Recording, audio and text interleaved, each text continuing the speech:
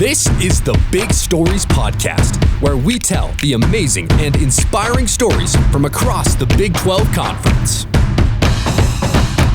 I'm Cleon Wall. It's great to have you along for the Big Stories ride, so let's get to it. The Big Stories 5 biggest storylines. Number 5. Usually I promote what's coming up on the Thursday episode of Big Stories at the end of the podcast, but I'm going to do it right here.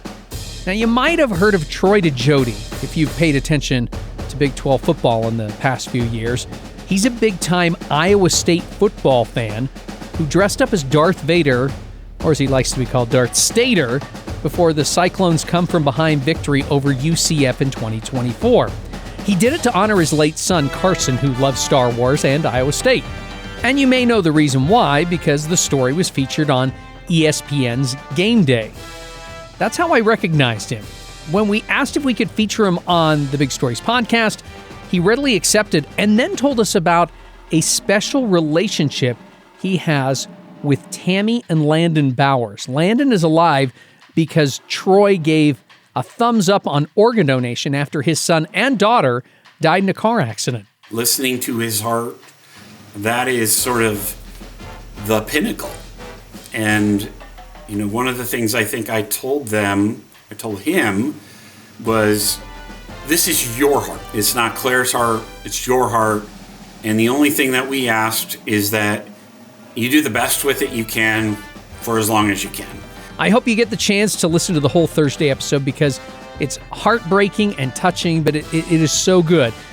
And by the way, if you're listening to this episode on BYU Radio right now, you will hear the story right after the break.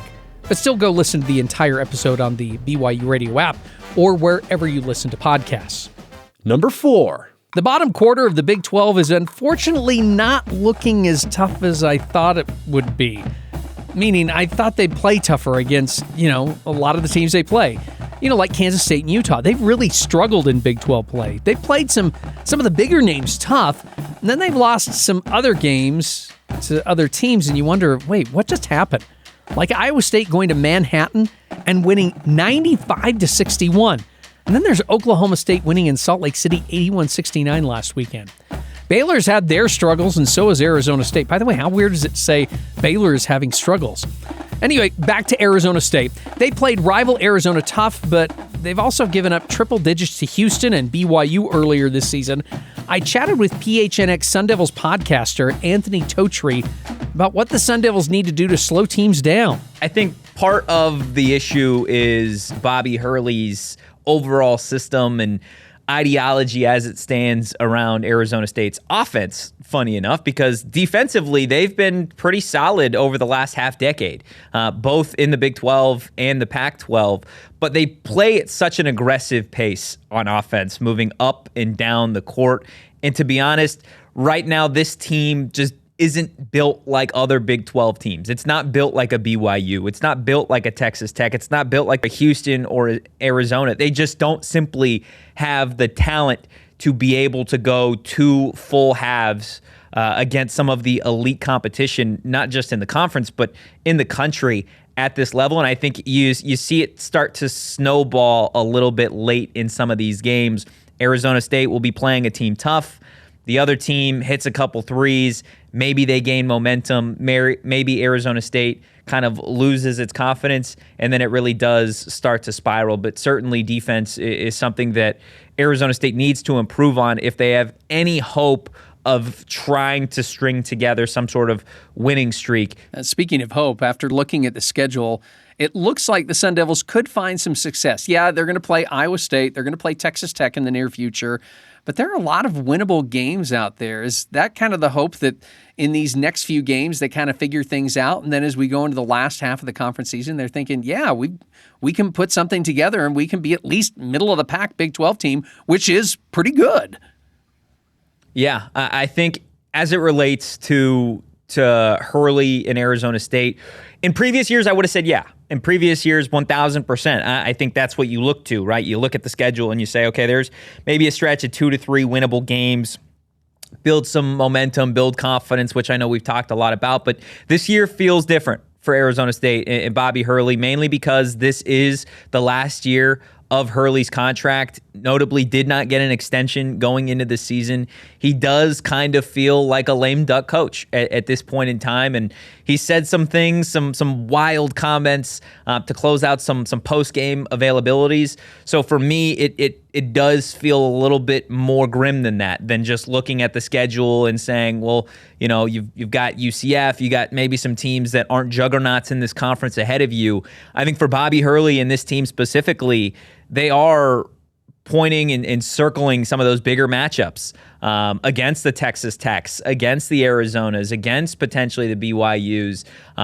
If there's any hope of Bobby Hurley coming back next season and getting a contract extension, it's going to have to be more than just middle-of-the-pack wins and a middle-of-the-pack finish for him to get a new contract. Big thanks to Anthony, and we'll hear from him later on in the podcast. Number 3. Now, if you're looking in the middle of the conference standings right now, you find teams like Colorado, Cincinnati, Oklahoma State, and TCU. Most of those teams have more conference losses than wins, but still a solid middle of the pack. And as of Monday, the top of that middle group had a couple of surprise teams, BYU and UCF, and for differing reasons. Let's talk about the Cougars first. It's not that BYU should be ashamed of any of their losses. Losing at Texas Tech and Kansas, plus losing at home to the number 1 team in the nation is not horrible. But BYU was picked to finish 3rd and possibly vow for one of the top 2 spots in the conference tournament. The problem recently is that they haven't put 2 good halves of basketball together. In 2 of those losses, they tried to mount huge comebacks and came up short in both those games. Against Texas Tech, they hung with the Red Raiders until the last 4 minutes of the game. There are still plenty of games left for the Cougars, but it would be good for them to figure out their struggles sooner rather than later. As for UCF, National College Basketball analyst Jeff Goodman summed it up in one post on X. He said, Johnny Dawkins' UCF Knights have been one of the biggest surprises of the season, especially with NIL payroll in the neighborhood of $3 million. They just beat Texas Tech and improved to 17-4 overall and 6-3 in Big 12 play. Also have a win over Kansas. Incredible job by Dawkins and his staff this season with this group. That's the end of what he posted. Anyway, we've already talked about how only 2 of the players from last year's team are on this year's team, and neither of those guys really have played very much. 4 guys are averaging double figures for the Knights, but none of them average more than 15 points a game. This is a brand new team who has bought into Dawkins' system. Good for them. And just like I said with BYU, that could all change because there are a lot of games left. But I'm going to admit, it's kind of fun to see the Knights being a thorn in everyone's side. Number 2. ESPN really hyped up the Kansas BYU game, mainly because 2 of the guys who could be the top 2 picks in the NBA draft played at Fog Allen Fieldhouse. Jayhawks guard Darryn Peterson had the better overall game, and he hardly played in the second half. He hit 3s, showed off his athleticism, going to the basket, had a really nice assist too. It's kind of a bummer he didn't play most of the second half, but when your team leads by 21, you can understand why they held him out. AJ Dybantsa also showed signs of greatness in scoring 17 points. He showed off some nice moves near the basket, also hit a few 3s. Teams are really trying to get the ball out of his hands because everyone knows he's the best player. Overall, he had a solid game, and fellow Cougar Richie Saunders kept them in the contest. But I think everyone will be talking about how Peterson played an amazing first half and his scoring sometimes looked effortless. Both should be good NBA players. By the way, CBS Sports has Peterson ranked as the number 1 overall draft prospect with Dybantsa number 2. Houston guard Kingston Flemings is number 7. And Arizona's Koa Pete comes in number 9. Again, all these guys are freshmen. All of them are really fun to watch right now. Enjoy them right now, Big 12 basketball fans, because none of them will be here next season. They'll all be in the NBA. Number 1. Will anyone catch Arizona in the conference standings? The team with the best chance, I think, is Houston.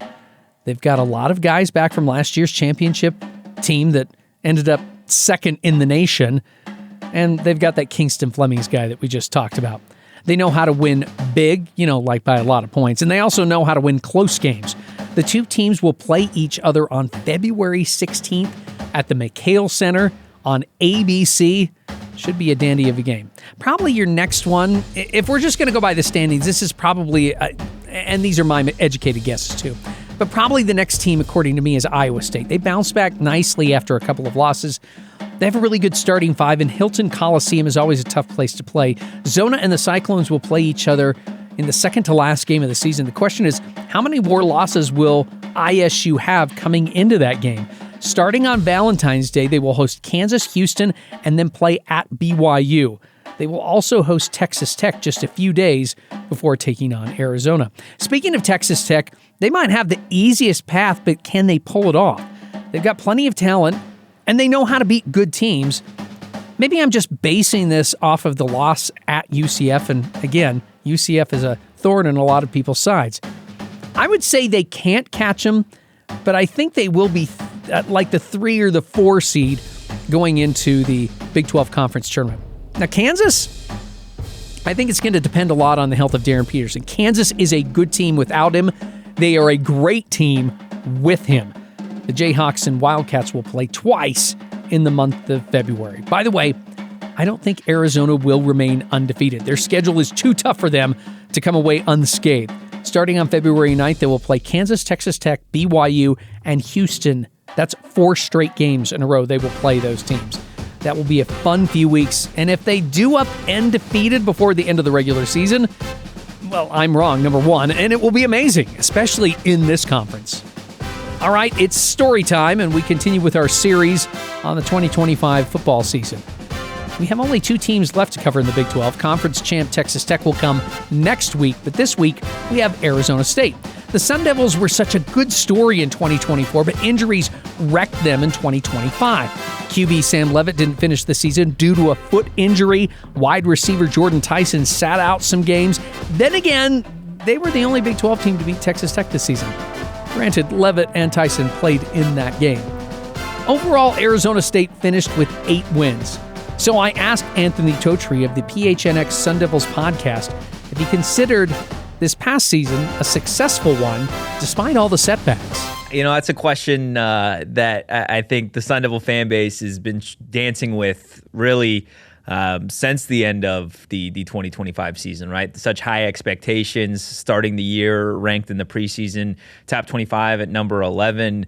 You mentioned the win over Texas Tech. A lot of people thought that Sam Leavitt could be a Heisman candidate going into the season, especially around Tempe. And then, of course, Jordan Tyson with a lot of that defense returning. So I think given the circumstances, given the injuries that this team sustained, right, with Sam going down, with Jordan Tyson missing over a month of football, with the team's starting center tearing his biceps and missing a good chunk of the season, an elite safety not even making it to Big 12 play because of injury, I would say for this team to get 8 wins, I think in the grand scheme of things, is successful, but I think if you talk to anybody on the team, if you talk to the coaching staff, that would be maybe a little bit further away than the way that they would necessarily describe it, because this is a team and a program that since Kenny Dillingham has got here does have pretty high expectations. Leavitt, Tyson, running back Raleek Brown, all gone either through ending their careers with the Sun Devils and going to the NFL or going to other teams.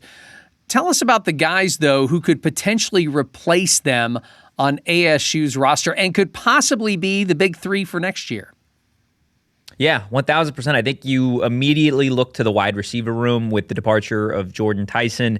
This is an Arizona State coaching staff that went full press into the transfer portal, trying to get some elite names at that wide receiver position, and they did so, getting Omarion Miller, obviously a Colorado transfer, ranked in the top 5 at the position in the portal, and then going way east and landing Reed Harris, a sizable wide receiver from Boston College at 6'5", a big body guy, could potentially solve some of those explosive play issues that Arizona State did have pretty late on in 2025 when Jordan Tyson wasn't playing. So immediately I look to those two. They did return some talent at the wide receiver position. You look at running back, obviously with the departure of Raleek Brown. Also lost Kanye Udo, who transferred to Liberty a few weeks ago. The running back room is still kind of TBD. You got a lot of younger guys in that room, a 4-star in Carde Mack, who's going to be a true freshman this year. Kyson Brown is returning for his senior season, somebody that was expected to be a big focal point of the offense before going down with an injury in 2025. But two big additions in terms of the transfer portal as well. They got Delaware State running back Marquise Gillis. I don't know if you're familiar with the story where he had told Kenny Dillingham and the coaching staff, I'll sleep at the airport just to meet with you. He's got a family to raise, somebody that's got 1 year left of college football. Going to be, I think, a fun story in the Big 12, maybe larger depending on how Arizona State performs in 2026. And then David Abbott, a Villanova transfer running back as well. So running backs is still kind of TBD on who's going to take the production. I think you're definitely going to see some sort of running back competition for that RB1 spot in spring ball and fall camp. And then everybody wants to talk about the quarterback, right? Sam Leavitt going from ASU to LSU, joining forces with Lane Kiffin in Baton Rouge. And you're going to have a quarterback competition for the first time in a couple seasons here in Tempe. You have Cutter Boley. The Kentucky transfer was actually the first addition via the transfer portal for Arizona State this cycle. So I think that says a whole heck of a lot. A little bit later in the cycle, they also got Michigan backup quarterback Mikey Keene, who's actually from the Valley. And then everybody here has been really excited to see 4-star class of 2026 quarterback Jake Fetty as well. So should have those three in the mix potentially to be the day one starter for Arizona State. If I had to put money on it today, it would probably be Cutter Boley. So between Boley, stable of running backs, and some new fancy wide receivers, Arizona State's offense will look different in 2026. One guy who didn't hit the transfer portal is head coach Kenny Dillingham. He signed a new deal last month. I would think that though you see the other three guys that we just talked about who are gone, I would think that this would give Sun Devil fans a lot of hope that their head coach is sticking around. Yeah, 1,000%. I think we went through about a 3-week span here where the Michigan stuff was really inflated. There were, of course, folks on social media that were saying it was a done deal between Kenny Dillingham and Michigan. That was never really the case. And from conversations that I've had kind of leading up to that whole Michigan circus play for Kenny Dillingham, it always felt like from Dilly's camp that it was really a pressure play to get more resources and to get more investment and more backing from Arizona State because they've talked in the past about investment in NIL and how you win in today's era. I think BYU and, of course, Texas Tech are perfect examples of that. What it costs to be competitive now versus what it costs to be competitive 2 weeks, 2 months, 2 years from now is something that nobody really knows. And so I think you saw it early on with Michigan. You saw it when Penn State's job actually came open as well, that Kenny Dillingham is going to do what it takes to get the most backing from the university for the program. They got it done. The extension kind of reworks his contract as it stands now. And it never was really something that felt like it was even close that Kenny Dillingham was going to leave Arizona State. But you're right. Certainly something to be excited about if you are a Sun Devil fan, really anywhere across the world. With Indiana winning the national championship and creating one of the biggest program turnarounds in college football history, there's a feeling around the sport right now that if Indiana can do it, anyone can do it. ASU can do it. I mean, they hopefully will get the resources that you're talking about, but they also have a good young head coach who gets what's going on right now in college football. Has that mindset kind of crept into Tempe at all that, you know what, if we put a few more things together, maybe it's not 2026, but maybe it's 2027 or 2028. Has that mindset crept at all into Tempe? Yeah, Cleon, I would say that mindset was here in 2024. Kenny Dillingham's second season, we all know kind of what happened that last year of the Pac-12 was a down year, 3-9. But really going into the 2024 season, it was Kenny Dillingham and the staff and the players really rallying around the idea that nobody believed in them, that they were a bunch of misfits and toys that other programs and other schools didn't want on their rosters going into that season. We know the story of Arizona State being picked to finish dead last in the conference and ultimately winning it. And I think for them to accomplish that, they had that mentality. I think a lot of people forget that they're 4th and 13 away from beating Texas and advancing to the semifinals. They were almost Indiana before Indiana. And I think to see what Curt Cignetti did with the Hoosiers this past season, I think everybody enjoys it, unless maybe you're a Miami fan. But ultimately, I think it's good for Arizona State. It's good for college football to have a story like that where it does feel like, hey, it doesn't matter who you are, where you're at, or what your school's done in the past. You've got an opportunity to win a national championship. It's good for the sport, and I 1,000% believe Kenny Dillingham and Arizona State, they've got that mentality, and they've had it here, and that's certainly what they're going into 2026 with. We have appreciated you coming on the Big Stories podcast. If people want to come and listen to your stuff and find out more about the Sun Devils, where can they find you? Yeah, absolutely. Podcasts, streaming, Spotify, Apple Podcasts, wherever you can get your podcasts, PHNX_Sun Devils. Also, PHNX Sports YouTube channel. Our daily live shows go live from there. And then, of course, on social at PHNX_Sun Devils, really across any social media platform. And Cleon, I appreciate you for having me on. Another big thanks to Anthony Totri for coming on the show. Our podcasters across the Big 12 have been awesome this season and have given us keen insights into every team. Download and subscribe to the Big Stories podcast wherever you find podcasts. I'm Cleon Wall, and Big Stories is a production of BYU Radio.